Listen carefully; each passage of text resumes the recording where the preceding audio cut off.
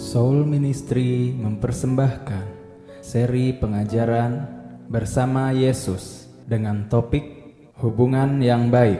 Saya percaya pengajaran ini memberkati kita semua. Tuhan Yesus menyertai. Kemarin minggu lalu kita belajar soal perjamuan ya, 2 perjamuan kawin tersebut. Ada yang masih ingat atau masih diulang lagi atau yang di Zoom juga? Hari Kamis waktu itu ya, dia banyak ngomongnya ya. Hari Kamis. Oke, saya buka sedikit, kita buka ayatnya yuk. Kemarin saya sudah cerita di Matius 22-nya ya, ada 2 perjamuan. Dan perjamuan tersebut kita lagi mengupas, ternyata di perjamuan yang di kitab Matius itu berbeda dengan perjamuan di kitab Lukas. Dulu saya berpikir itu sama dua-duanya. Kondisinya ya Tuhan lagi berbicara soal perumpamaan ya sama-sama soal perjamuan, ini ngomongin soal Israel. Yaitu Israel sudah meninggalkan Allah. Ternyata 2 perumpamaan ini berbeda sekali. Dan ini ditujukan kepada orang yang berbeda. Nah, akhirnya kita di kitab Matius, kemarin kita cerita, kita buka, ternyata di kitab Matius itu adalah perjamuan pagi. Itu bukan perjamuan malam. Dan di kitab Lukas, ternyata itu perjamuan malam, bukan perjamuan pagi. Kenapa, tahu dari mana? Mungkin kalian nanti bisa cari. Itu di dalam bahasa Yunaninya, itu bukan dinner, bukan makan malam. Tetapi yang di perjamuan kalau misalnya, kalau saya nggak salah adalah di kitab Matius adalah perjamuan pagi itu aristo. Kalau yang di kitab Lukasnya dia ada 1 kata tapi menyatakan itu dinner. Jadi kalian bisa cari nanti. Kalau di sini tertulisnya adalah perjamuan, di bahasa Inggrisnya juga ngomong soal dinner.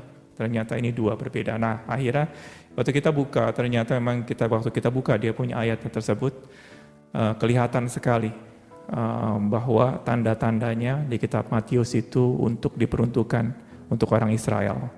Karena orang Israel, dia waktu Tuhan mengirimkan messengernya, pembawa berita kepada orang Israel membunuh orang-orang tersebut.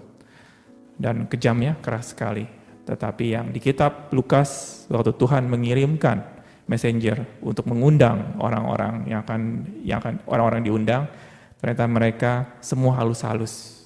Mereka waktu diundang untuk datang ke perjamuan, mereka katakan, sorry, saya minta dimaafkan. Saya lagi nggak sempat. Saya lagi membeli tanah, saya harus mengecek tanah tersebut. Jadi saya minta tolong dimaafkan. Berbeda, dia punya approach dari jawabannya. Itu selalu minta dimaafkan. Jadi yang kedua adalah di kitab Lukas itu, ini diperuntukkan, perumpamaan ini bukan untuk orang Israel. Tapi diperuntukkan orang-orang yang mengaku. Yang mengaku Yesus adalah Tuhan secara mulut. Yaitu mungkin bangsa-bangsa yang dulu sudah Tuhan jamah, seperti mungkin bangsa-bangsa Amerika, Inggris, Eropa. Mungkin kemarin waktu saya lihat lagi ternyata dulu di bangsa waktu sejarah kekristenan akhir terjadi namanya sejarah kegelapan. Orang-orang gak boleh baca Alkitab. Yang boleh baca Alkitab cuma para pendeta yang besar-besar. Orang-orang kayak kita semua gak boleh buka Alkitab. Memang dulu pun buku itu mahal sekali. Apalagi bisa dibikin buku Alkitab ya. Pernah saya cerita nggak? Ada namanya buku Alkitab, namanya buku Gutenberg ya. Itu yang Alkitab Gutenberg. Mungkin bisa dicari nanti di ini.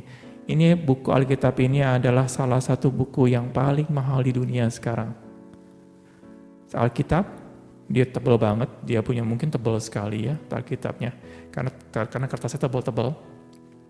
Dan buku ini karena dulu dibuat cuma 100 berapa, dan akhirnya berjalannya waktu banyak yang hancur. Akhirnya sekarang cuma paling sisa 10 atau gimana buku tersebut. Dan salah satunya dipegang sama Amerika, satu yang masih komplit, dan yang lainnya tersebar kemana-mana secara pieces. Dan yang tersebar yang sekarang 1 lembar Alkitab tersebut, yang buatan Jerman tersebut harganya 200 juta. 200 juta apa 2M saya nggak tahu, pokoknya itu buku yang termahal sekarang. 1 lembar 200 juta. 1 Alkitab loh. Di sini kalau saya buka Alkitab, saya jual 1 lembar 2 juta, saya mau beli nggak? Nggak ada yang mau beli. Nah, kenapa saya ngomong seperti gitu? Waktu zaman kegelapan, orang-orang itu nggak bisa baca Alkitab. Akhirnya ada satu bangsa itu bahasa Jerman. Akhirnya dipulihkan oleh Tuhan luar biasa. Siapa bangsa Jerman tersebut mulai? Martin Luther.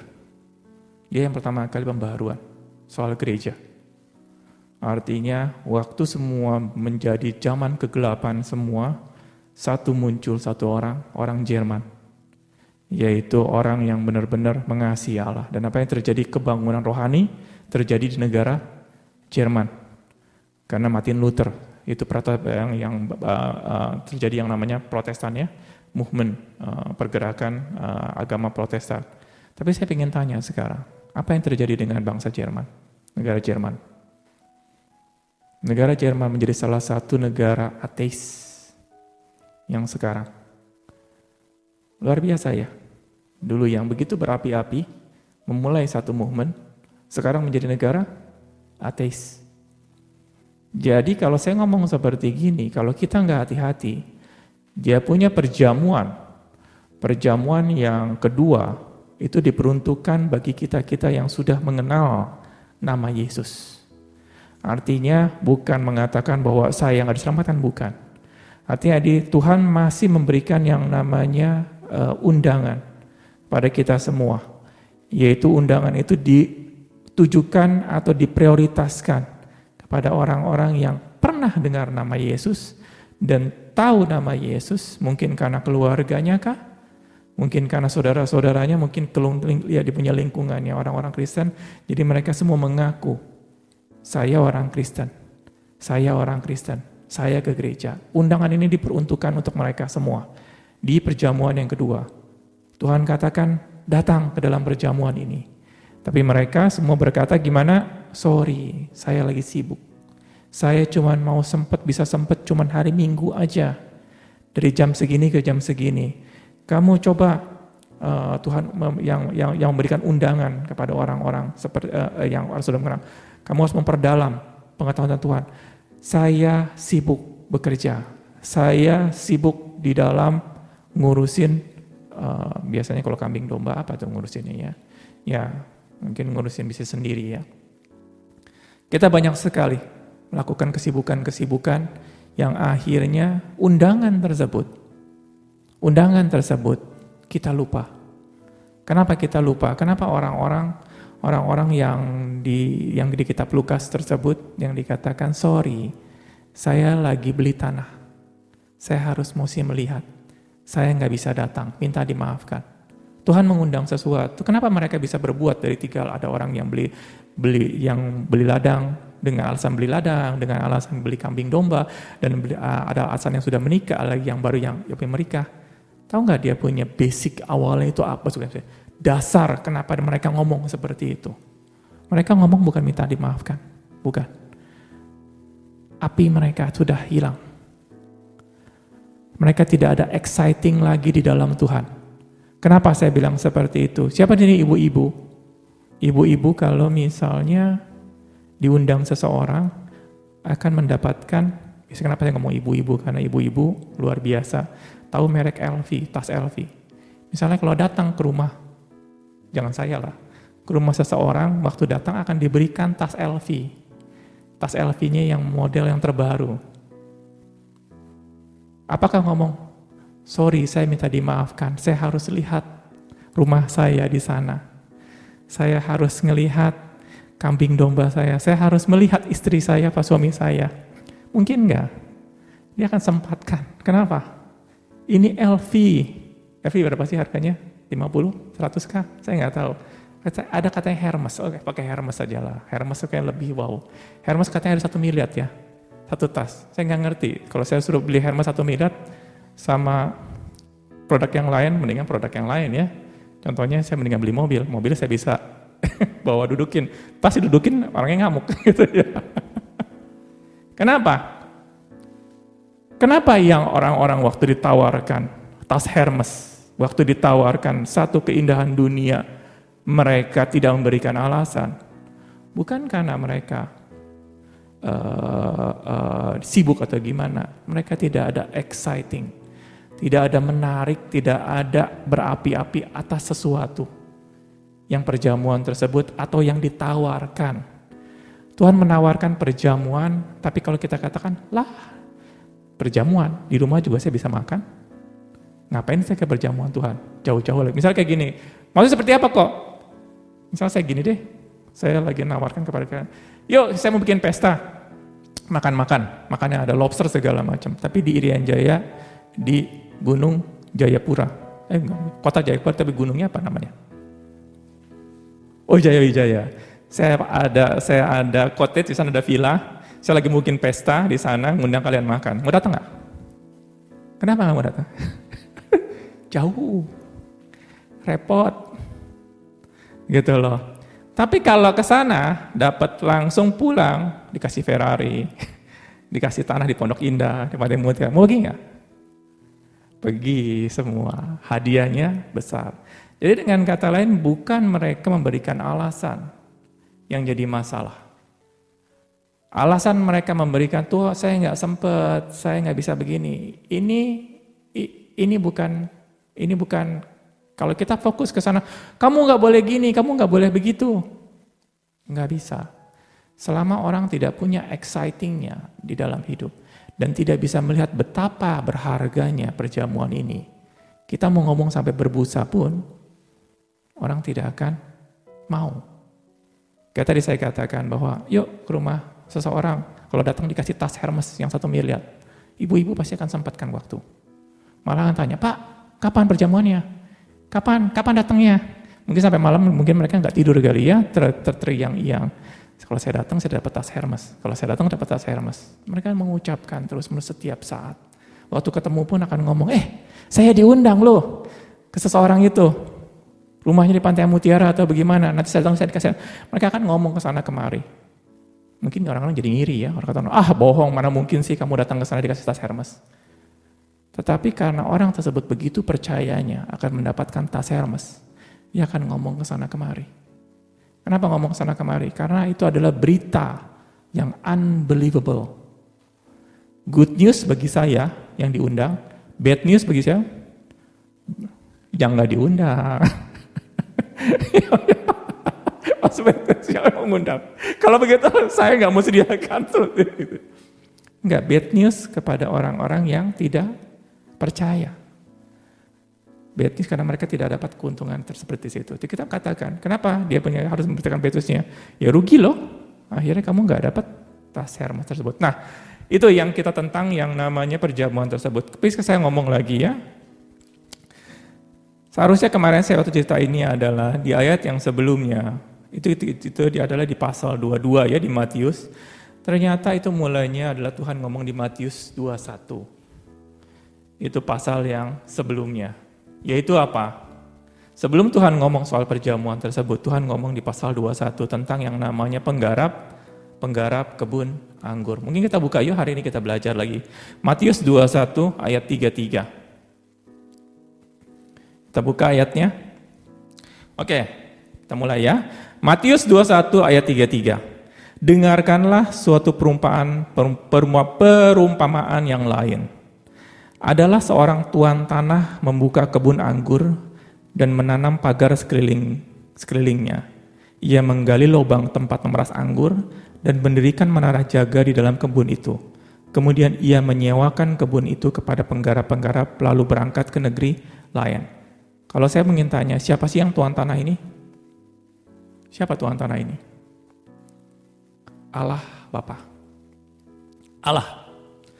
Allah itu membuka kebun anggur. Kebun anggur ini siapa? Kita manusia ini semua. Akhirnya, jadi yang punya kebun itu siapa? Bapa, Tuhan, bukan kita. Nah, dan ia menanam pagar sekelilingnya. Pagar sekelilingnya ya keamanan, prosperity, kesehatan, segala macam dia berikan. Sampai ia menggali lubang tempat memeras anggur dan mendirikan menara jaga di kebun itu. Kemudian ia menyewakan kebun itu kepada penggarap-penggarap lalu berangkat ke negeri yang lain. Penggarap-penggarap siapa? Sebenarnya kalau misalnya kebun anggur itu adalah tubuh kita ini. hidup kita. Tetapi penggarap siapa? Kita. Kita ini, kita secara yang bergerak ini. Tubuh ini adalah kebun anggur, penggarap ini kita. Nah, ketika hampir tiba musim petik, ia menyuruh hamba-hambanya kepada penggarap-penggarap itu untuk menerima hasil yang menjadi bagiannya. Bagian siapa? Bagian Allah. Tetapi penggarap-penggarap itu menangkap hamba-hambanya itu, mereka memukul yang seorang, membunuh yang lain, dan melempari yang lain pula dengan batu. Kenapa penggarap ini menangkap hamba-hamba tersebut ya? Karena mereka bilang katakan, kebun anggur ini punya saya, sudah bukan lagi punya Tuhan. Kenapa? Kita presume, kita mengira bahwa tubuh ini adalah miliknya kita. Dan pada waktu Tuhan mengirimkan seseorang untuk memberitakan bahwa kebun ini miliknya Tuhan, sebenarnya saya kasih tanya, waktu dia punya hamba-hamba ini datang kepada penggarap-penggarap itu, mereka minta kebunnya atau minta apa di sini? Di sini dikatakan minta hasil. Mereka enggak minta kebunnya. Jadi jangan kalian berkata bahwa aku menyerahkan hidup saya kepada Tuhan, kita serahkan lagi kepada Tuhan. Tuhan enggak butuh itu. Tuhan sudah menyewakan kepada kita dan Tuhan mengharapkan buah. Mana buahnya? Tuhan mengharapkan buahnya tersebut dan mengatakan, kalau dikatakan bahwa menerima hasil yang menjadi bagiannya. Tuhan mau hasil, misalnya mau anggurnya. Tuhan punya hak nggak seperti itu waktu dia tanya kepada kita bahwa, saya mau minta hasil dari hidup kalian ini. Kalau kita kan, hidup hasil ini punya saya. Itu bukannya Tuhan, terserah saya mau buat apa. Kebun itu nggak menghasilkan, nggak berbuah, terserah saya. Enggak. Tubuh ini miliknya Tuhan, disewakan kepada kita penggarap-penggarap, dan Tuhan datang dan menyuruh hamba-hambanya untuk menagih bagian hasil yang bagiannya Tuhan. Tetapi penggarap-penggarap itu menangkap hamba-hamba itu, memukul dengan yang seseorang, membunuh yang lain, dan melempari yang lain pula dengan batu. Sering kita lakukan ini ya? Apa saya doang yang lakukan ini? Kemudian Tuhan itu menyuruh pula hamba-hamba lain. Tuhan ini begitu sabar. Pada waktu dia nggak dapat buahnya tersebut, hasilnya dia kirimkan orang lain untuk meminta hasil tersebut. Dan lebih banyak daripada yang semula. Itu luar biasa ya. Tuhan itu begitu sabar. Waktu dia ngirim seseorang nggak dapat, dia kirim lagi orang lain memberitahu. Mungkin yang dikirim pertama ada 10 orang, sekarang dikirim 100 orang untuk mengatakan mana buah yang menjadi bagian saya. Tetapi mereka pun diperlakukan sama seperti kawan-kawan mereka, yaitu dilempari batu, dipukul, dan dibunuh. Akhirnya Tuhan katakan, kenapa nih ya? Saya nyuruh hamba-hamba mungkin kurang status kali ya. Kalau misalnya seorang pembantu disuruh pembantunya Tuhan datang kepada kita minta itu mungkin tidak dihargai. Mungkin Tuhan berkata seperti itu, Allah, mungkin kayaknya kurang. Saya kirim anak saya aja deh. Luar biasa ya. Tuhan tadi dia kirim, dia punya nabi-nabi segala macam dihargai. Sekarang mungkin kalau saya kirim anak saya, yaitu anak berarti ya memang statusnya tinggi dong, anaknya Tuhan tersebut. Mungkin mereka akan, akhirnya ia menyuruh anaknya kepada mereka, katanya, anakku akan mereka segani. Dan dikatakan, kalau saya kirim anak saya, pasti mereka akan segan. Mereka akan kasih buahnya tersebut. Apa yang terjadi? Ketika penggarap-penggarap itu melihat anaknya, mereka berkata kepada seorang yang lain, ini ahli warisnya. Marilah kita bunuh supaya warisannya menjadi milik kita. Siapa ini anak ini? Yesus. Pada waktu Yesus datang ke dunia ini dan meminta, mana buahnya? Mana buah dari kehidupan dari orang-orang yang dia jumpai? Dan akhirnya mereka dikatakan bahwa saya bunuh Yesus ini aja. Mereka menangkapnya dan melemparinya.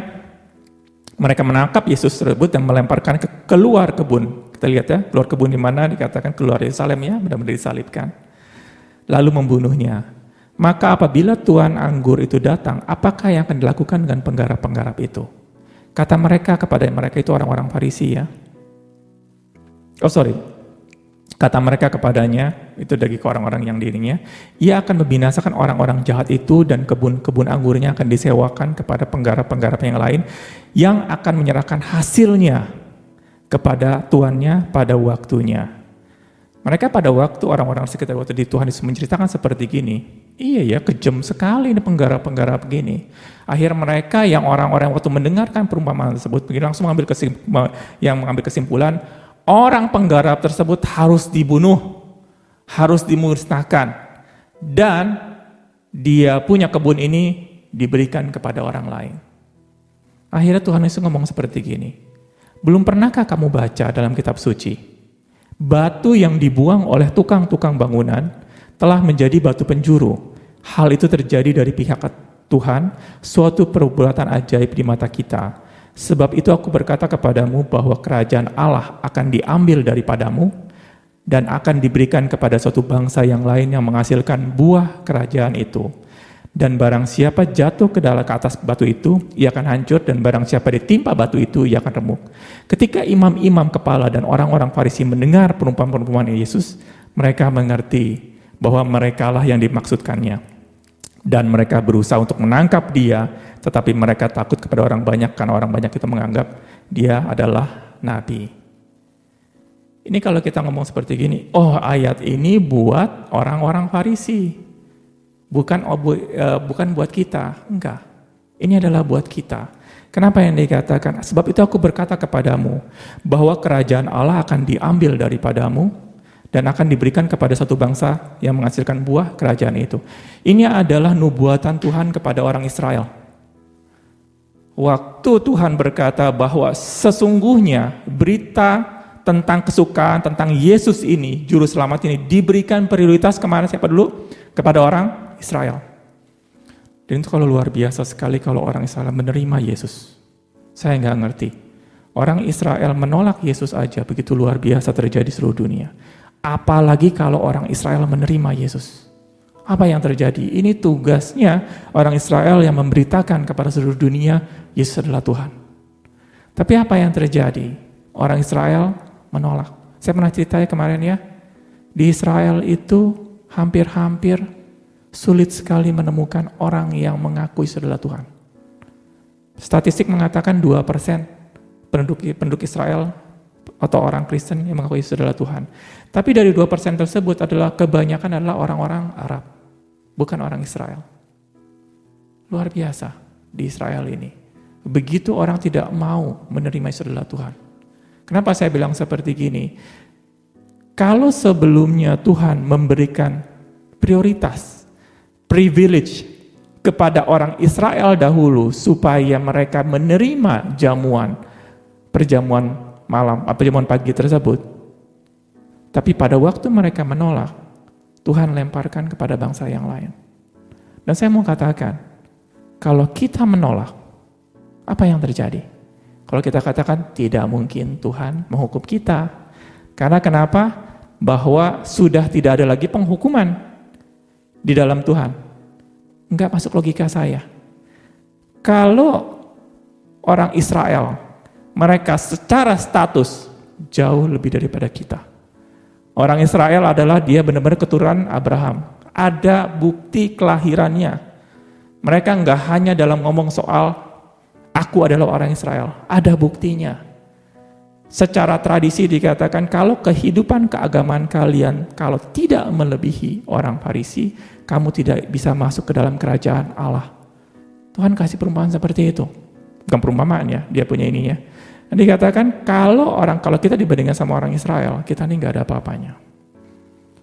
Apabila kamu mengaku Yesus adalah Tuhan, orang Israel ini jauh lebih luar biasa. Luar biasa, secara status, secara semua kalau kita mau ngomongin bahwa bukti-bukti kalau orang tersebut diselamatkan oleh Tuhan, buktinya jauh lebih daripada kita.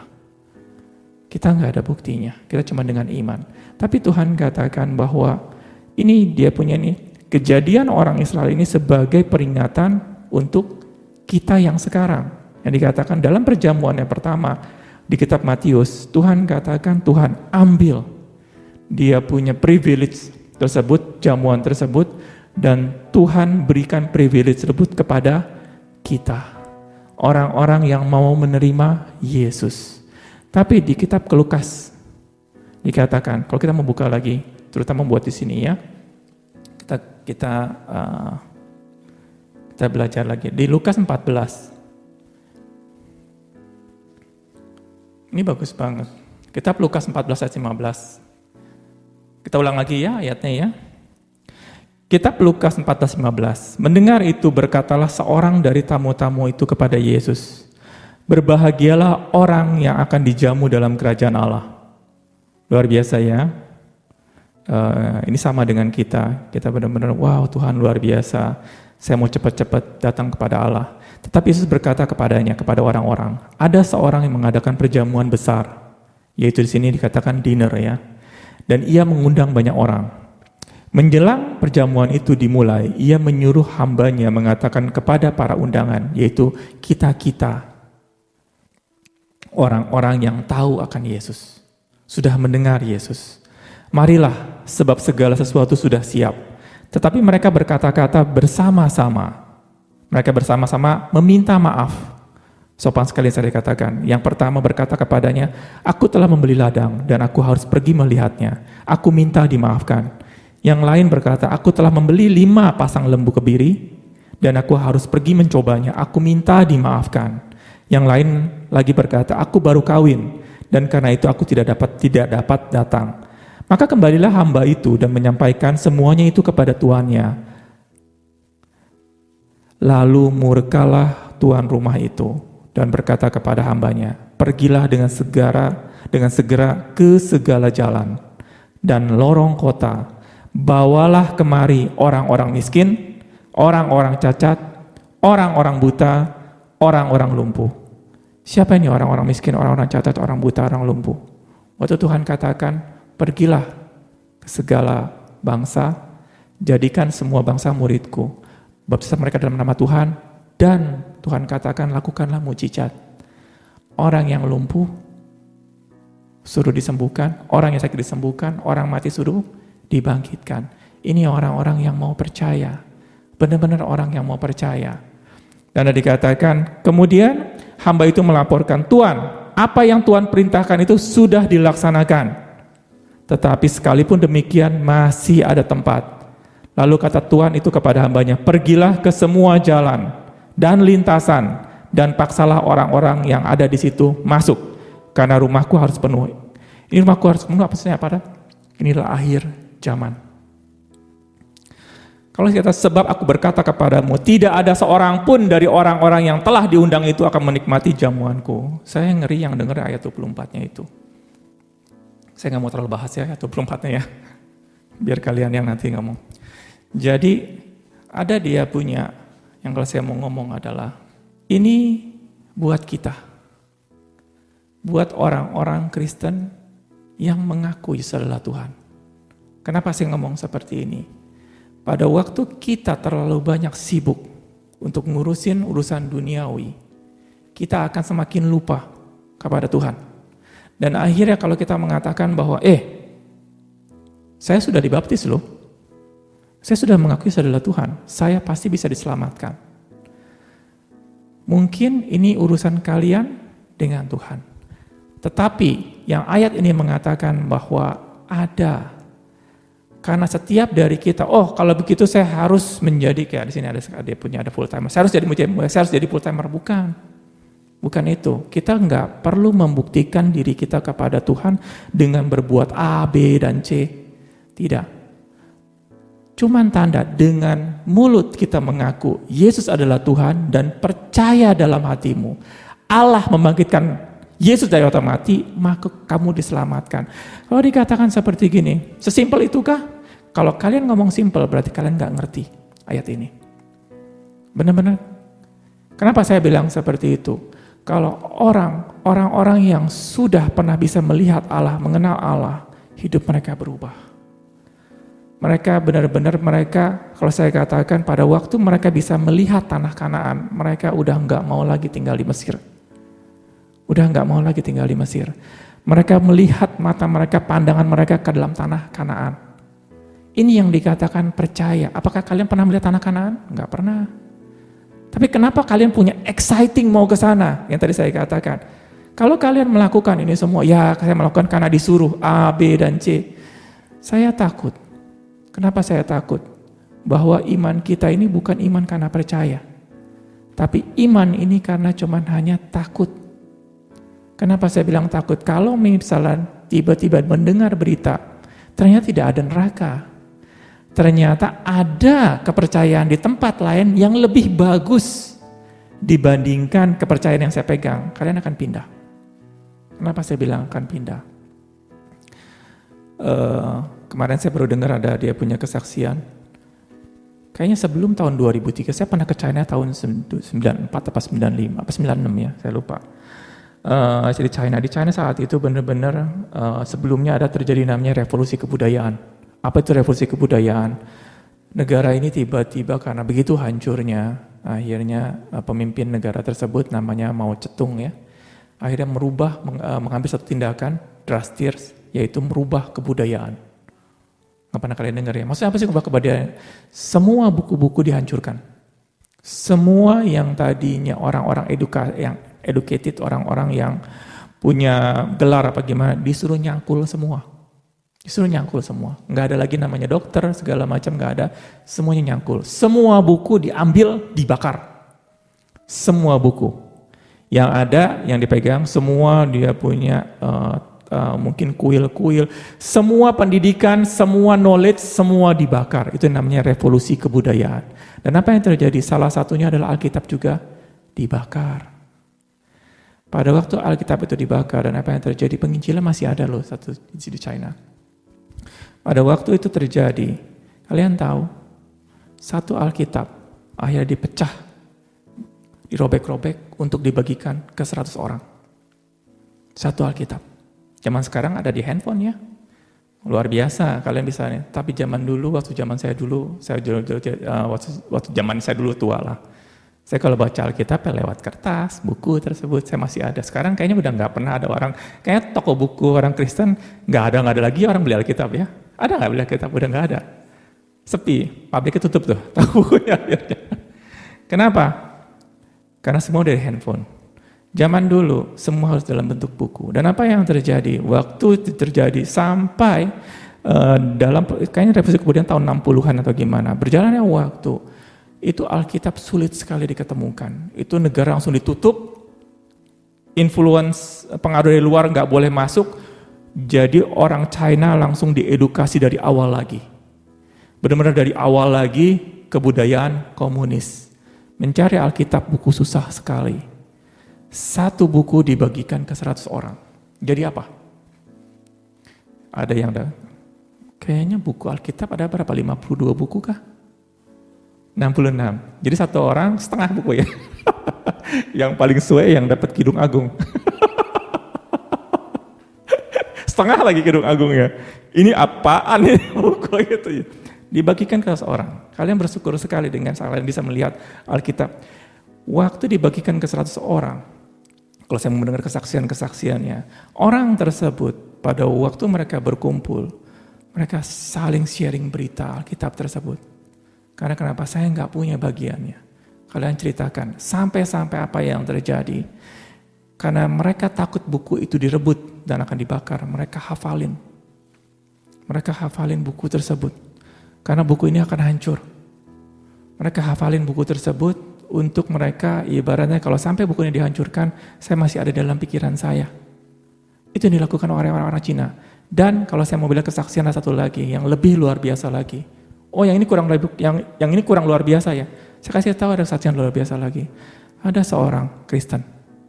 Dia cuma punya 1 lembar Alkitab. Bukan setengah buku, 1 lembar. Dan dia jadi pendeta di China. Dia jadi pendeta, mengajar. Saya katakan bagaimana bisa? Bagaimana mungkin kok cuma 1 lembar? Apa yang kalian bilang gak mungkin, bagi Tuhan mungkin. Itu yang luar biasa sekali. Dia cuman pegang satu lembar Alkitab tersebut. Dan apa yang terjadi di China luar biasa. Waktu pada waktu zaman itu benar-benar ditekan kekristenan. Sekarang saya kalau berpikir, kita kalau ditekan seperti itu, apa yang terjadi? Buyar ya? Bubar. Kenapa? Hari ini hujan misalnya, pas hujan aja, aduh saya mau ke Fortress nggak ya, hujan nih, macet, nggak jadi dah, tengah telepon Ibu Yolanda, sorry saya nggak bisa datang. Ini zaman terlalu mudah. Kenapa saya bilang zaman terlalu mudah? Iman kita tidak ditempa. Pada waktu iman kita tidak ditempa, apa yang kita ucapkan, apa yang menjadi keyakinan kita, itu semu. Sekarang saya tanya, misalnya, kalau di Indonesia dikatakan, orang yang KTP-nya Kristen nggak boleh beli makanan lagi. Misalnya dia punya komunis ya, di komunis kalau misalnya dia pasti tanya, kamu orang Kristen bukan? Iya, kamu nggak boleh beli makanan. Kamu pergi ke sana. Kita masih mau mengucapkan nggak? Bisa enggak ya? Kenapa? Tuhan pasti mengerti saya kan lagi lapar. Kenapa? Ya saya ngumpet-ngumpet aja lah. Yang penting saya makan dulu. Salah nggak? Tuhan mengerti keadaan kita. Tetapi yang saya mau ngomong adalah, apabila kita hanya berasumsi bahwa saya percaya dengan Yesus, saya mengaku Yesus adalah Tuhan, tapi pada waktu diundang sama Tuhan, kita katakan, sorry Tuhan, saya sibuk. Saya sibuk A, B, C, dan D. Saya takut dia punya ayat ini akan terjadi kepada kita. Oh, Ko Hengki enak, kalau Ko Hengki pasti masuk surga karena sudah khotbah di sini. Belum tentu. Belum tentu. Mungkin saya di sini karena saya di rumah karena nggak ada kerjaan, di sini ada orang, saya bisa ngomong, ya sudahlah, saya yang motivasi saya bisa belajar biar bisa ngomong di hadapan orang-orang. Mungkin seperti itu. Enggak semua yang kita lakukan berarti kita katakan, Tuhan, saya sudah unsip. Tuhan pasti terima saya. Makanya firman Tuhan katakan, Tuhan, bukankah saya melakukan mujizat demi namamu? Bukankah saya bernubuat demi namamu? Bukankah saya mengajar Tuhan demi namamu? Kenapa kok saya nggak masuk surga? Tuhan katakan, enyahlah kalian. Aku tidak pernah mengenal kalian.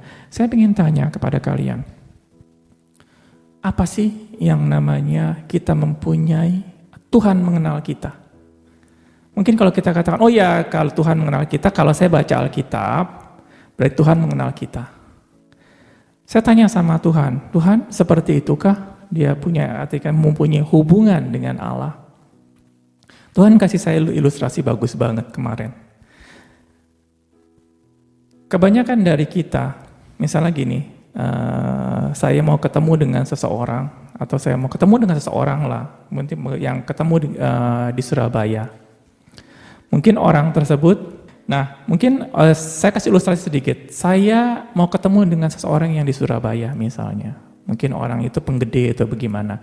Waktu saya mau bertemu dengan dia dan saya katakan, Pak, saya mau datang ke Surabaya. Dan orang tersebut, ya sudah datang. Saya ada nomor teleponnya. Dalam perjalanannya saya katakan begini, Pak, butuh apa? Saya lagi ada di Bogor, butuh talas Bogor, talas ya, kalau di Bogor namanya talas. Kalau di Semarang, Bandung ya. Pas dalam perjalanan saya telepon mereka, Pak, butuh talas enggak? Oh, orang tersebut, yes, pas kebetulan, saya lagi bikin pesta, saya butuh talas tersebut. Tolong kamu beli. Nanti uangnya saya ganti di sana. Pada waktu saya membeli talas tersebut, saya menginformasikan ada yang namanya hubungan, kontak. Artinya dengan kontak, pada waktu saya membeli talas, dia menanti-nantikan nggak talas tersebut? Menanti-nantikan nggak? Itu yang dikatakan kita menanti-nantikan, atau menanti-nantikan Tuhan, itu bukan kita diam. Menanti-nantikan Tuhan atau menunggu waktunya Tuhan itu bukannya diam. Menanti-nantikan Tuhan, kita ada yang kita lakukan dan Tuhan lagi menanti-nantikan sesuatu yang ada di tangan kita. Itu yang namanya kita menanti-nantikan waktunya Tuhan. Kenapa saya ngomong seperti gini?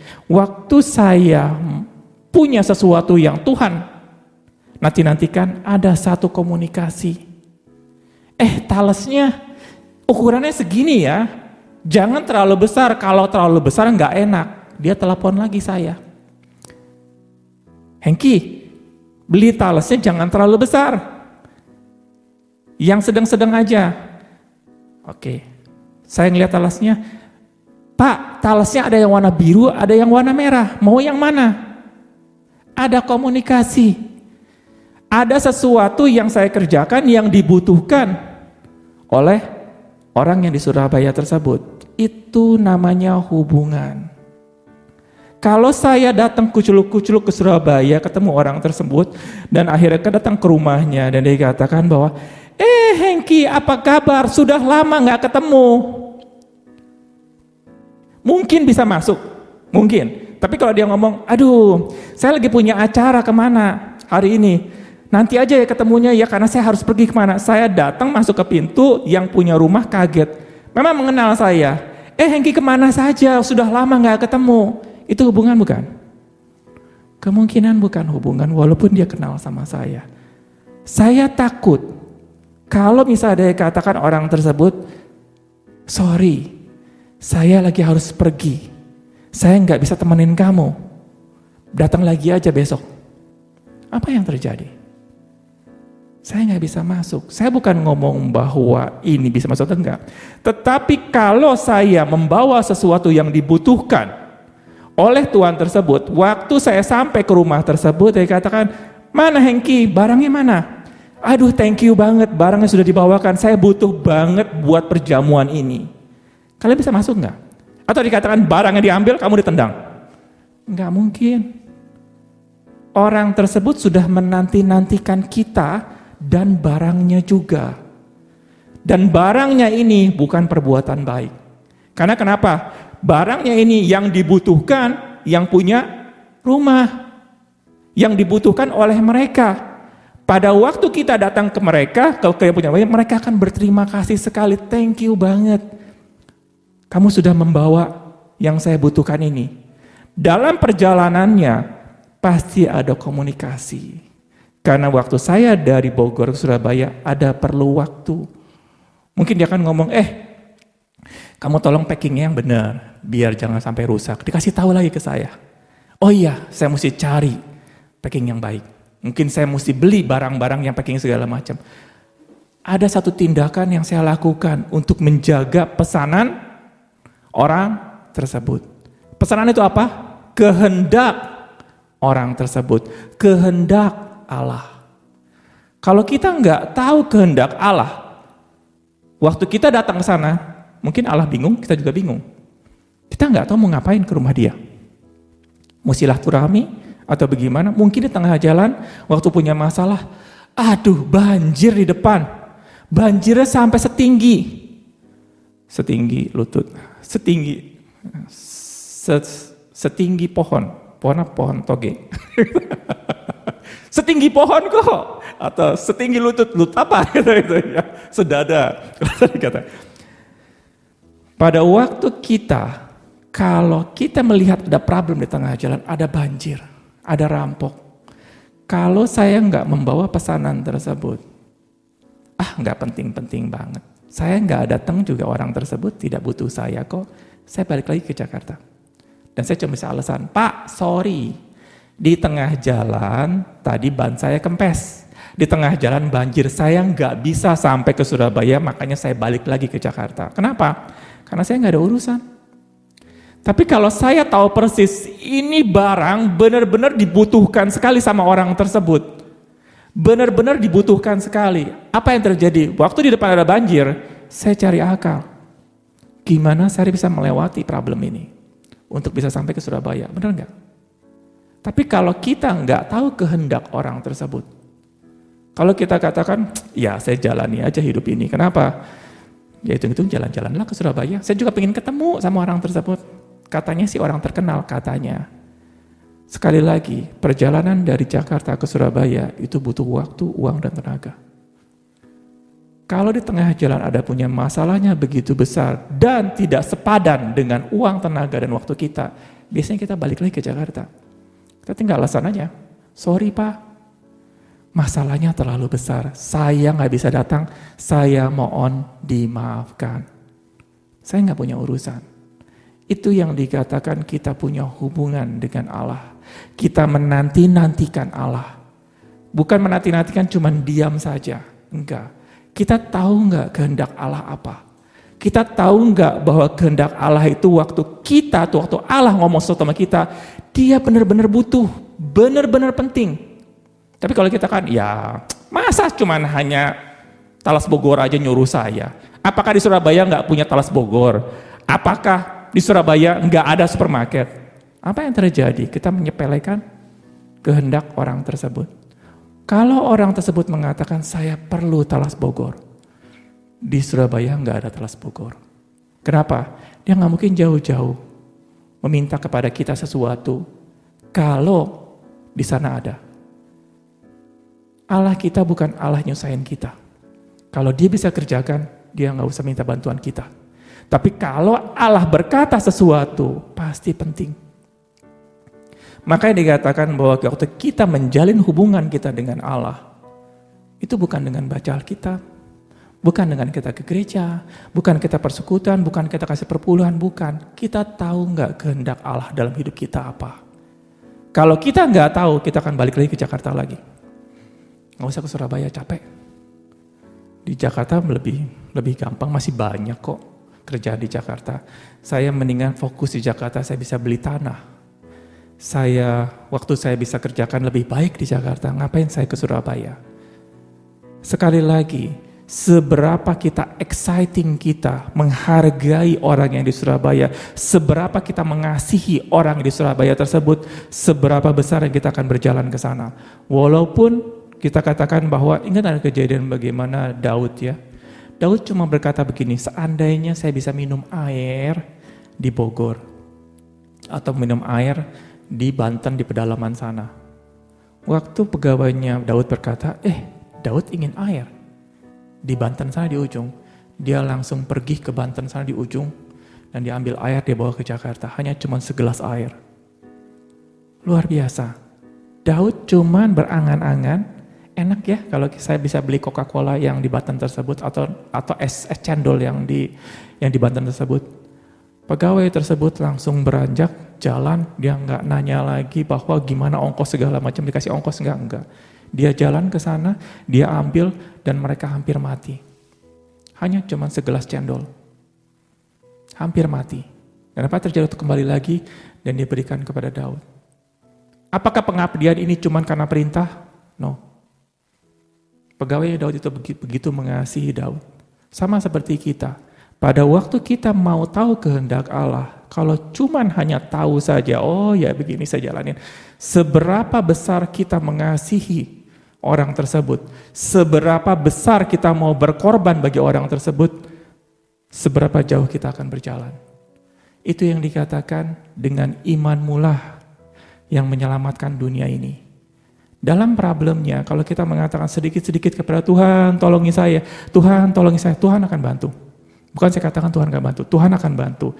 Tetapi apakah kalau nanti kelihatannya Tuhan gak bantu, apa kita akan meninggalkan Allah? Kemungkinan kita akan meninggalkan Allah. Kenapa? Terlalu sulit ya? Kekristenan terlalu sulit. Saya sudah capek ikut Tuhan. Karena apa yang saya kerjakan tidak berhasil. Mendingan saya di dunia sana. Hanya cuman 1 jam, 2 jam sudah bisa menghasilkan, bisa enak-enakan, bisa jalan-jalan ke luar negeri, bisa ada pensiun dini. Sekali lagi ikut Tuhan itu begitu luar biasa, sulitnya. Tadi saya ceritakan gimana di China. Ini saya cuma baru ceritakan cuma soal buku. 1 buku dibagi untuk 100 orang. 1 pendeta cuma punya 1 lembar Alkitab, saya juga nggak ngerti Alkitab di lembar mana. Kayak tadi kalau dia dapatnya cuma Kidung Agung, habislah dia benar-benar. Bukan berarti Kidung Agung enggak ini. Saya belum pernah habis baca Kidung Agung karena dari awal kayaknya saya nggak ngerti sama sekali Kidung Agung tersebut. Tapi kalau ada yang ngerti luar biasa. Nah, Kenapa seperti itu mereka bisa bertahan? Mereka punya berapi-api yang luar biasa di dalam Tuhan. Mereka punya exciting. Sekali lagi, pada waktu mereka diundang sama Tuhan, datanglah ke perjamuanku. Perjamuan Tuhan itu bukan di sebelah rumah. Kalau di sebelah rumah, semua akan datang. Siapa di tetangga? Saya pernah ya, kalau diundang tetangga, pasti di sini. Kalau mereka ngundang makan, saya akan langsung pindah keluar, karena sebentar doang. Tapi kalau saya diundangnya ke Bogor, saya mikir lagi, aduh macet loh. Apalagi Jumat sore, paling siapa yang pernah tinggal Sukabumi ya. Kalau Jumat dari Jakarta ke Bogor, ampun macetnya. Pasti kalau dikatakan diundang jam 7 malam, enggak deh. Mendingan saya di rumah, saya mendingan, apalagi diundangnya cuma ngobrol-ngobrol biasa. Sekali lagi, undangan Tuhan, perjamuan Tuhan itu jauh sekali. Dan butuh pengorbanan yang luar biasa, uang, waktu, dan tenaga. Kalau kalian tidak punya exciting, tidak punya yang berapi-api, yang kalian benar-benar mau kalian tempa, di tengah jalan kalian akan balik. Yang dikatakan bahwa, sulit. Di situ. Oke. Hubungan kita dengan Tuhan, jangan diidentikan dengan kita cuman hanya menanti-nantikan Tuhan. Atau saya lagi ditempa sama Tuhan. Atau saya lagi belajar sama Tuhan. Jangan. Apa yang terjadi mungkin kita akan menyia-nyiakan waktu kita. Prinsipnya Tuhan pada waktu kita lagi menanti-nantikan Tuhan itu bukan kita diam. Kita bertanya sama Tuhan, apa kehendak Tuhan dalam hidup saya? Apa yang mau saya lakukan? Arti kehendak Tuhan, ini kebutuhan Tuhan apa? Jangan kita hanya cuman, kebutuhan saya A, B, C, D, E. Kita kasih listnya kepada Tuhan, ini kebutuhan saya. Mungkin kita sekali-kali kita bertanya, Tuhan butuhnya apa? Pada waktu Tuhan butuhnya A, inilah aku Tuhan. Kalau Tuhan mau pakai, pakailah aku. Dan gimana caranya? Ada komunikasi. Kalau Tuhan katakan, saya butuh talas Bogor, kita cari talas Bogor tersebut. Kalau kita akan sulit gimana? Nggak ada yang sulit. Kalau kita mengasihi Allah, nggak ada yang sulit. Oke?